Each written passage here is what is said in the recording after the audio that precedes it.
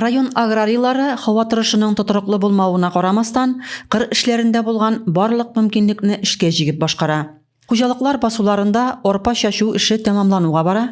Арпа культурасы 17 000 гектар мәйдан биләячәк. Союз агро хуҗалыгы исә язгы бодай чәчүгә дә кереште. Район хуҗалыкларында чөгендердә масштаблы итеп чәчелә. Быел шикәр чөгендере мәйданы 9084 гектар тәшкил итәчәк. Чәчүдә 36 чәчү берәмлеге катнаша. Бу көненә 1000 гектар мәйданда эш башкару мөмкинлеге бирә. Хуҗалыкларда шулай ук көнбагыш чәчүдә бара. Көзге культураларны тамырдан тукландыру эше исә киң колачлы алып барыла. Бу эш 66% башкарылды инде. Шулай ук көзге культураларны яфрактан тукландыруда дәвам итә.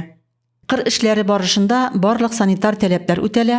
Аграрийлар чәчүне технологик таләпләргә туры китереп, вакытында сыйфатлы итеп башкарырга тырыша.